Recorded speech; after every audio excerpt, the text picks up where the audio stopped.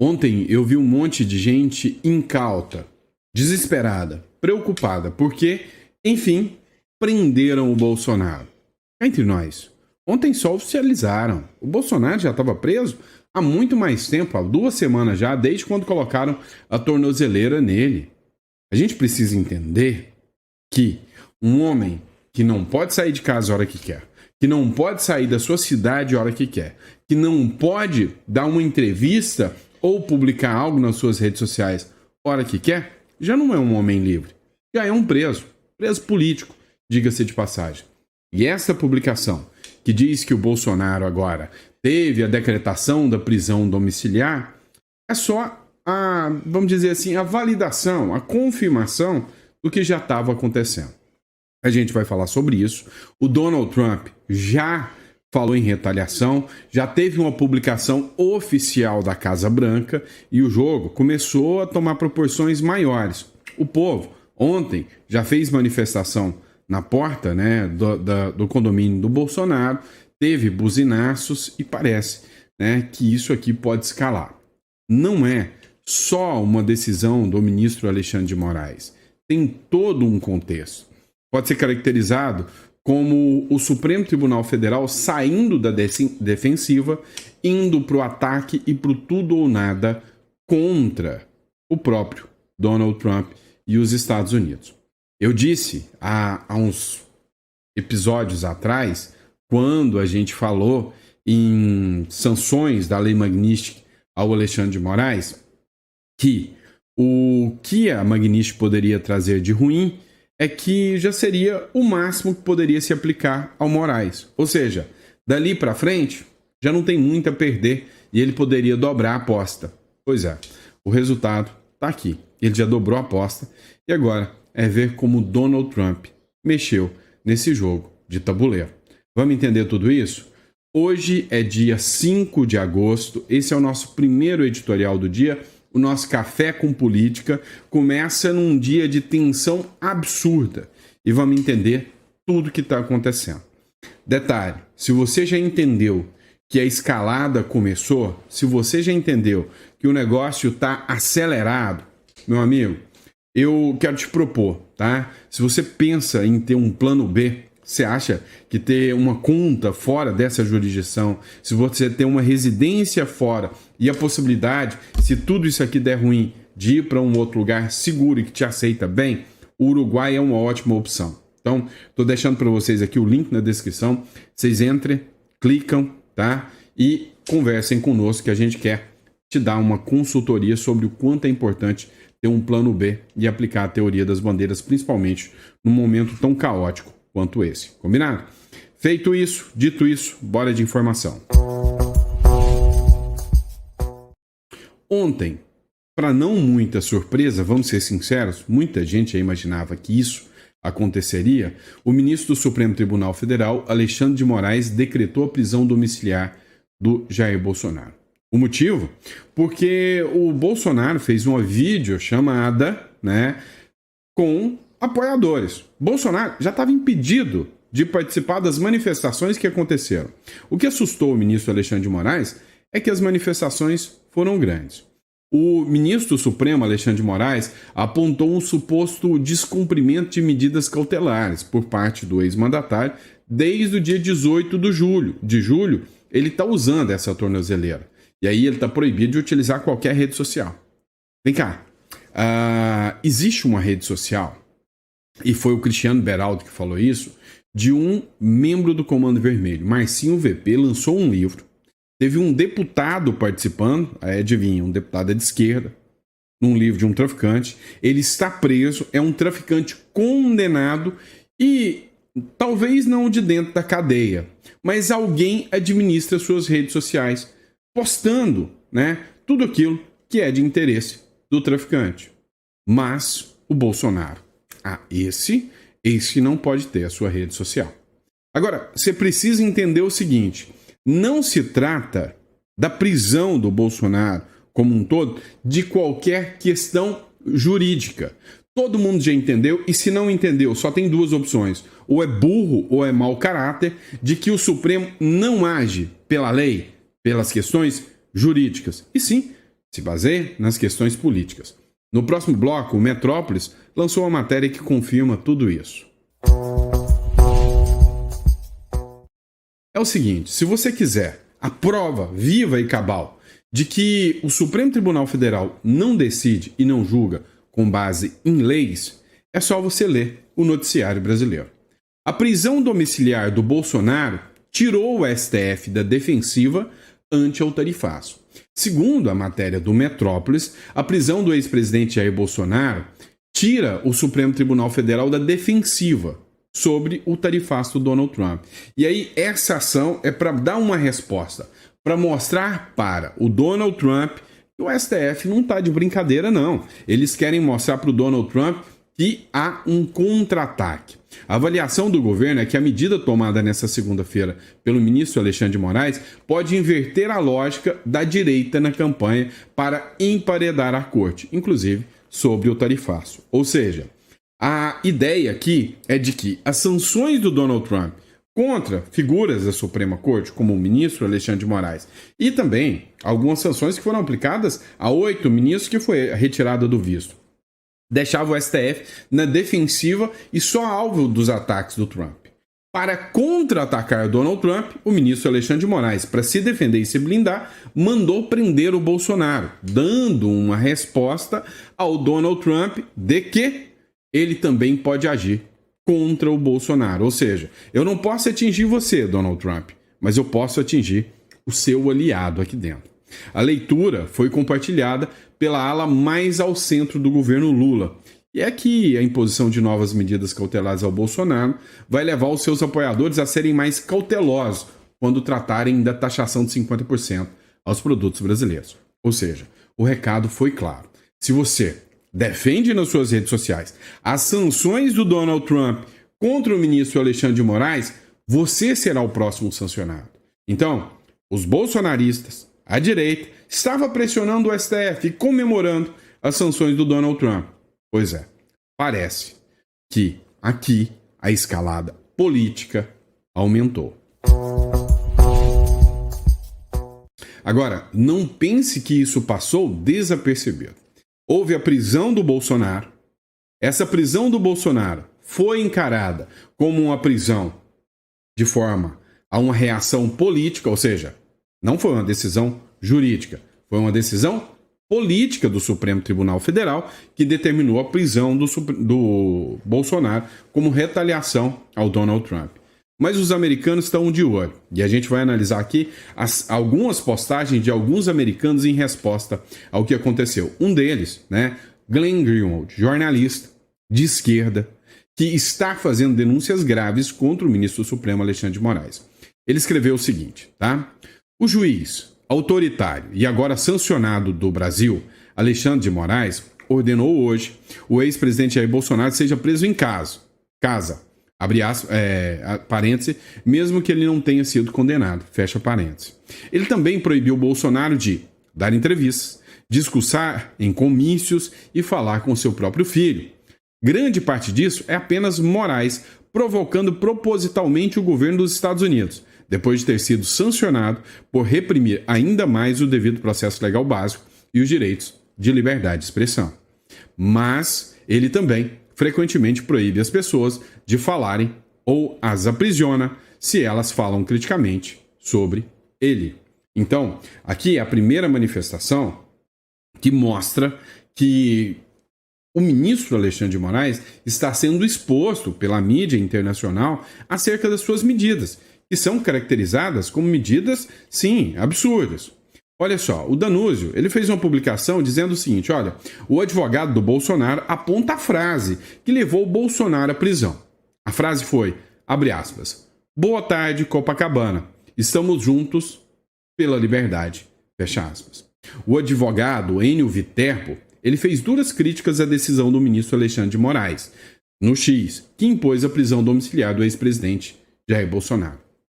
Em análise, publicado nesta segunda, o Viterbo afirma que a medida do Supremo Tribunal Federal é juridicamente, abre aspas, frágil, incoerente e autoritária, fecha aspas, constituída sem apresentar provas de que qualquer ação direta ou lícita do ex-presidente. De acordo com o jurista, a decisão de Moraes parte de uma premissa subjetiva e tenta punir Bolsonaro por supostamente coagir o STF, com base em falas genéricas durante manifestações pacíficas. Ora.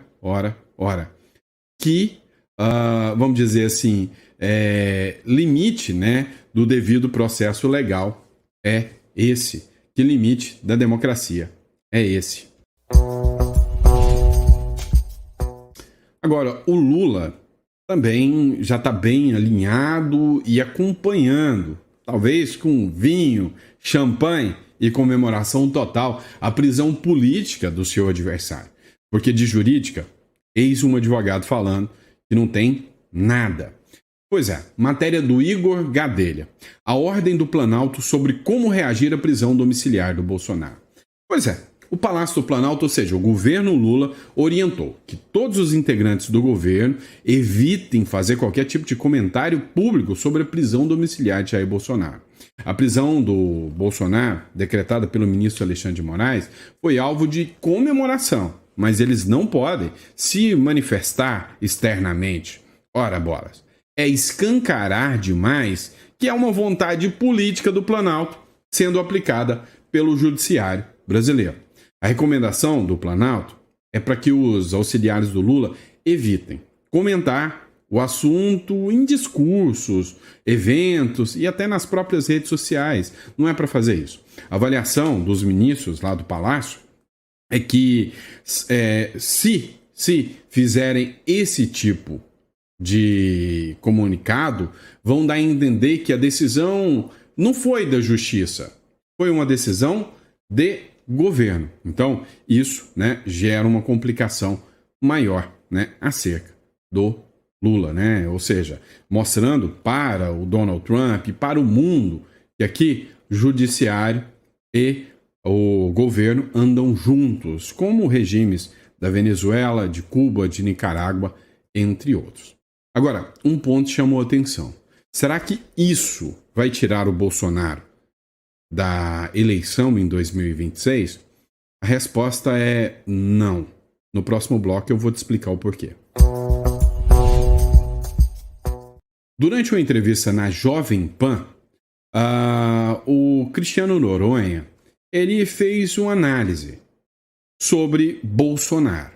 E aí, o Bolsonaro estará nas eleições de 2026 de uma forma ou de outra. Mesmo que morto, o Bolsonaro estará em 2026. Porque o Bolsonaro deixou de ser um homem, deixou de ser uma pessoa, ele virou uma ideia. Ideias não morrem. Virou um símbolo, virou um mártir da direita.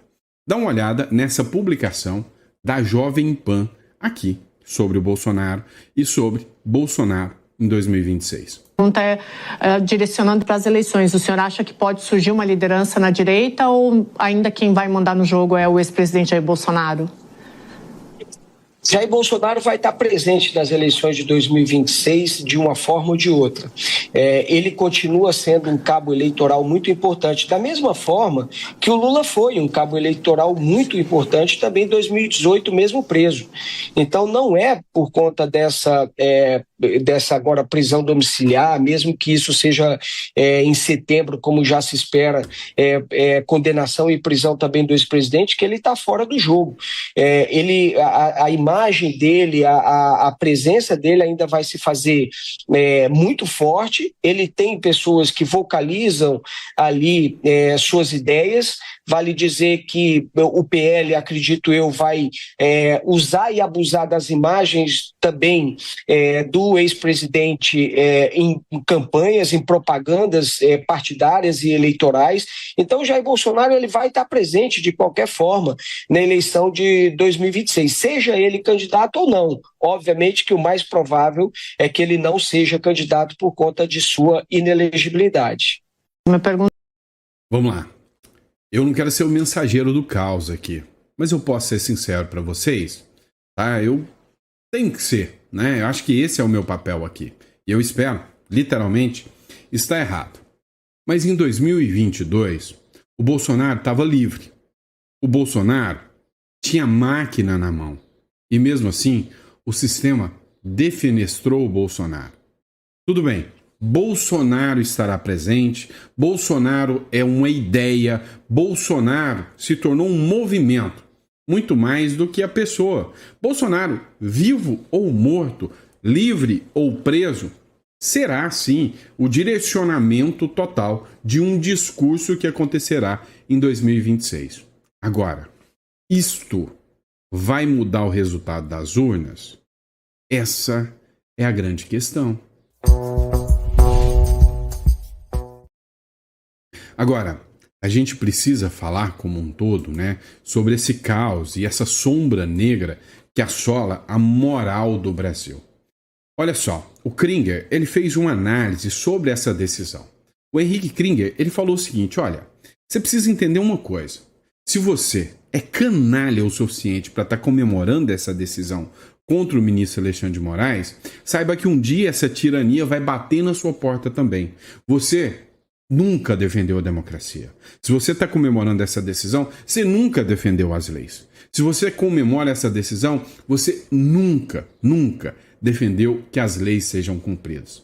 Você é tão tirano quanto qualquer um que você já acusou até hoje na vida. Escuta o que ele falou. Interpretações de alguém que é o todo-poderoso. A interpretação está acima da Constituição. A interpretação está acima de qualquer código e parece que ninguém pode falar mais nada sobre isso. Alguém tem dúvida de que o ministro age de maneira enviesada? Alguém tem dúvida de que a condução desse processo é politizada, não é meramente jurídica, não é visando e preservando as leis do Brasil, não é visando o ordenamento jurídico, o respeito ao ordenamento jurídico? Alguém ainda nesse país tem dúvida? Essa é a pergunta que eu fico. Assim, para mim, existem aqueles que prezam pelo Brasil e prezam pelo respeito à Constituição e prezam pelas nossas leis e se indignam com uma atitude como essa, e existem aqueles que não prezam por nada disso e que se satisfazem. Olha, é meu inimigo político, então tá tudo bem. Quando é com meu inimigo político, tudo bem passar em cima da Constituição, passar por cima dos processos, passar por cima do bom senso, passar por cima de todas as outras coisas que têm sido preservadas pelo Judiciário do Brasil nos últimos anos, mas que agora parece que foram por água abaixo, completamente, né? Então, e como o Beraldo muito bem colocou aqui, não se alegre se você está celebrando isso só porque é contra o seu opositor, o político opositor, saiba que um dia isso vai bater na sua porta também. Quando a tirania, ela não se limita somente a um partido ou um viés ideológico. A gente pode perguntar aqui qual é o viés ideológico do ministro. É difícil de colocar dentro de talvez ali dentro de uma caixinha ideológica. Agora, tiranos não se limitam a caixinhas ideológicas. Tiranos se comportam como querem, quando querem e da maneira como bem entendem. E vão atrás de todas as pessoas que tentam, de alguma maneira, ou que representam uma ameaça à sua tirania. É assim que a tirania funciona. Se nós continuarmos dando espaço para esse tipo de coisa, é lá que nós vamos terminar. A gente fala, e foi usado tanto o exemplo da Venezuela, que parece que ficou banalizado, mas é tão real quando você pega a história de verdade do que foi sendo feito por lá. Outros países também, como é que se transformaram em verdadeiros buracos onde a tirania reina e só quem prospera são os amigos do rei e todos os outros são oprimidos por esse agente estatal. Nós estamos chegando perto disso, Caniato. Essa é a realidade. Em alguns setores nós já estamos lá, mas em outros setores nós estamos chegando perto disso. Então, essa decisão, eu acredito que tem mais a ver com o vídeo postado pelo próprio filho, né, o Flávio Bolsonaro, que fez um vídeo, uma transmissão com o pai ali durante a manifestação do Rio de Janeiro. E aí pegou isso e depois retirou. Agora, ele não pode produzir conteúdos para as redes sociais. Ali não era uma produção de um conteúdo. Ele poderia se manifestar publicamente. Ele estava se manifestando. Então, não faz sentido. Agora, a interpretação de um vai reinar sobre a interpretação não só dos outros 10, mas de todos os outros. Não adianta a Ordem dos Advogados do Brasil falarem alguma coisa, porque eles já falaram em algumas instâncias e foram simplesmente ignorados. Poderiam ter falado mais até. Não adianta os deputados da oposição falarem, porque eles também são ignorados e perseguidos. Essa é a nossa realidade, Caniato.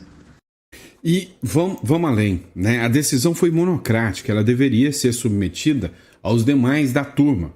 Pelo menos, né? Eu sei que fizeram isso para blindar os outros para não sentir a Magnitsky agora. Mas a Magnitsky vai chegar também. Agora, outro ponto que a gente precisa falar, aqui saiu do espectro de direita e esquerda. Agora, já é do espectro da humanidade e já é do espectro da moral. Se você defende isso, você não tem moral. Eu vou te dar um exemplo. Eu tô vendo um monte de gente que se diz de direita, governadores, com medinho e nem citaram. Vamos lá, vamos citar nome? Ratinho Júnior, por exemplo, fez uma postagem dizendo que o Brasil vem se perdendo nas decisões, não citou nomes. Pois é um cara de direita, que pode ser o seu candidato do ano que vem. E aí eu vejo o Glenn Greenwald, um jornalista gay, de esquerda, militante, falando o seguinte: tudo isso que está acontecendo no Brasil é um absurdo sem precedentes. Ele é constitucionalista. Outro, vamos falar do Rui Costa Pimenta, o líder do PCO, radical de esquerda. Mas ele entendeu uma coisa. Olha, uma coisa é lutar com as armas da democracia. Outra coisa é lutar com as armas da tirania. É um cara de esquerda. Então, aqui não tem nada a ver com direita e esquerda. Cá entre nós, eu vou ser sincero com vocês, eu nem acho que o ministro Alexandre de Moraes literalmente seja uma figura de esquerda. Nunca achei que ele foi um militante de esquerda. Agora, uma coisa é certa. Se a esquerda está servindo ao uso agora, que seja. Então, tira da sua cabecinha que tem a ver com direita e esquerda. Hoje tem a ver com princípios e moral. E aí, o povo, né, foi se manifestar.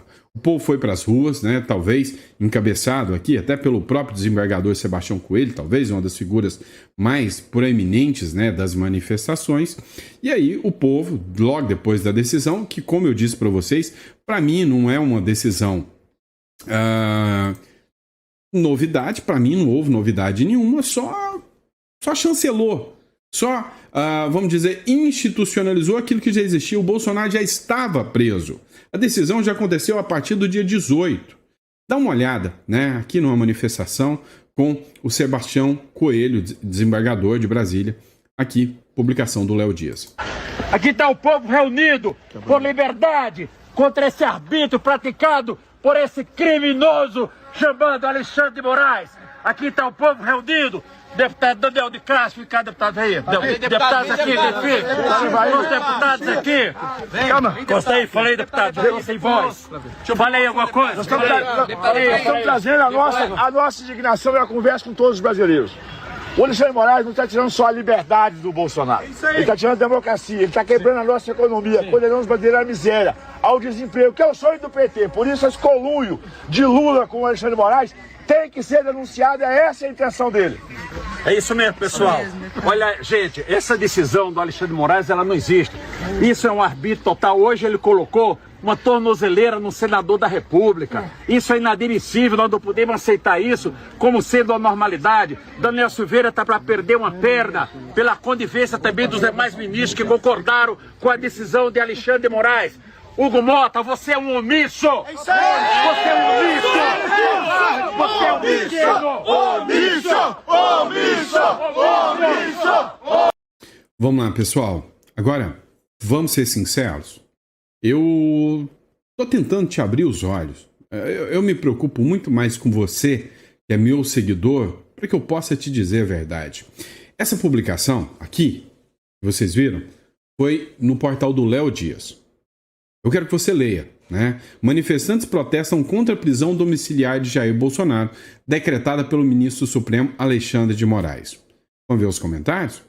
Xandão, você é o orgulho do nosso Brasil. Xandão, herói do Brasil. Ministro Alexandre de Moraes, parabéns. Parabéns, Xandão. O Brasil agradece.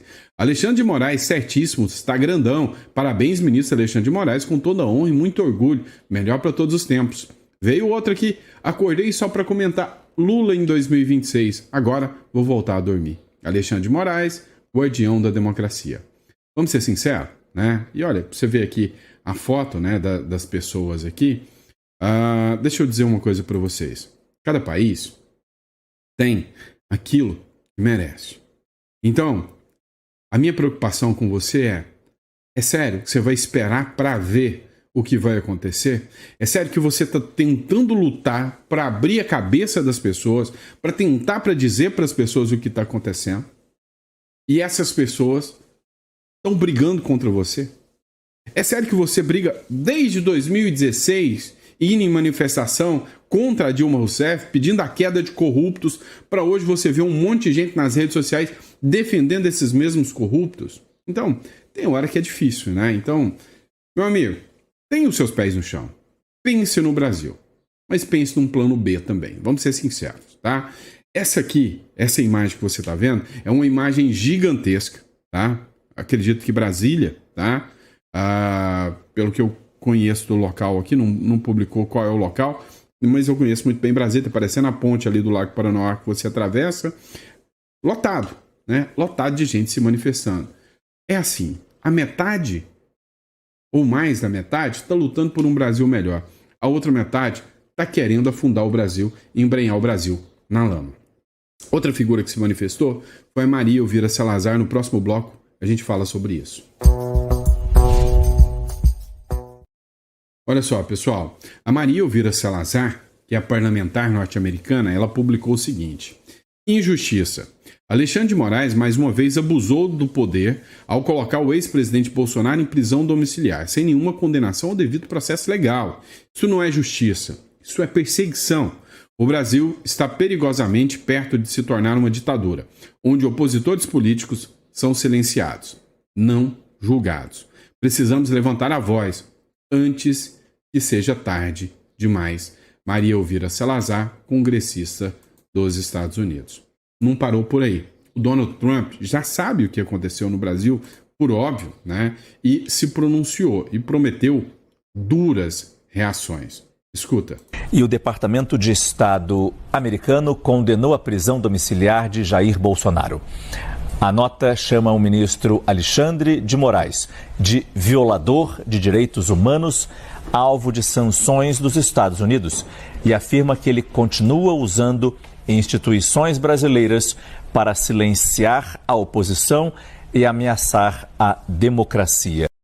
O juiz Moraes, agora um violador de direitos humanos, sancionado pelos Estados Unidos, continua a usar as instituições brasileiras para silenciar a oposição e ameaçar a democracia. Impor ainda mais restrições à capacidade e ameaçar impor ainda mais restrições à capacidade de Jair Bolsonaro de se defender em público não é um serviço público. Deixem Bolsonaro falar. Os Estados Unidos condenaram a ordem de Moraes que impõe prisão domiciliar a Bolsonaro e responsabilizarão todos aqueles que auxiliarem e forem cúmplices da conduta sancionada. O recado foi claro. Todo mundo que faz parte, que é cúmplice dessa medida, vai ser sancionado. Desculpe o erro aqui, é que as letras são muito pequenas e eu ainda sou meio cegueta, né? Agora, o que vocês precisam entender? O jogo está ganhando novos contornos. Após a prisão de Bolsonaro, os Estados Unidos prometeram punir quem auxiliar Moraes, que é um violador dos direitos humanos. É a publicação, matéria do Povo aqui, né? Então, assim, o ministro do Supremo Tribunal Federal dobrou a aposta. O Trump deu resposta. Paulo Figueiredo também fez a seguinte publicação: Trump planeja escalada de sanções contra autoridades brasileiras já na próxima semana. O Donald Trump planeja uma escalada de sanções na próxima semana e deve atingir o entorno de Lula e ministro do STF com a Lei Magnitsky já na próxima semana. O presidente e a Janja não serão afetados pessoalmente, mas auxiliares do Planalto perderão os vistos. O plano prevê congelamento de bens de ministros e expulsão da embaixadora Maria Luísa Vogt, segundo uma matéria publicada na CNN. Ou seja, a resposta está chegando com uma dureza maior, né, e mais acelerada contra o ministro do Supremo, Alexandre de Moraes. Ou seja, a situação, né, tem uma nova escalada. E aí, agora, os demais ministros do Supremo deverão se posicionar. Se chega até eles a sanção da Lei Magnitsky, eles vão, né, dobrar a aposta como o ministro Alexandre de Moraes. Então, assim, o Brasil nunca teve num momento tão tenso, tão preocupante, tão devastador como agora. Essa, sem sombra de dúvidas, é uma das situações com a pior complexidade que já enfrentamos até hoje, né? Até os dias atuais. Essa talvez seja um dos piores momentos que o Brasil já enfrentou. E aí, né, daqui para frente, é esperar para ver qual vai ser a reação do Donald Trump e o impacto que isso vai causar. Só que eu já disse, é uma guerra. No meio de uma guerra, tem bala. E no meio da bala, no meio do fronte de batalha, estamos nós, povo brasileiro. Tá bom? Dito isso, obrigado pela sua confiança. Se você ficou até o final do vídeo, coloca no comentário, gostei do conteúdo, achei coerente ou incoerente, sei lá, depende do seu ponto de vista. Agora, o recado é claro. Se você percebe a insegurança jurídica que esse país te dá, mas você ainda não tem como sair desse país, seus negócios estão aqui, sua estrutura está aqui, no mínimo, se blinde quanto a isso. É necessário que você saiba investir, tenha uma conta em dólar, tenha uma holding, uma offshore para se estruturar e ter uma maior proteção acerca do seu patrimônio, dos seus bens. É o mínimo que você precisa fazer. Então, para isso, o nosso escritório está à disposição para poder te ajudar. Talvez uma saída fiscal do Brasil, a gente está aqui para estruturar tudo isso para você. Clica no link aqui, que a gente está aqui para te ajudar, tá bom? Grande abraço, fica com Deus e eu te vejo no próximo editorial.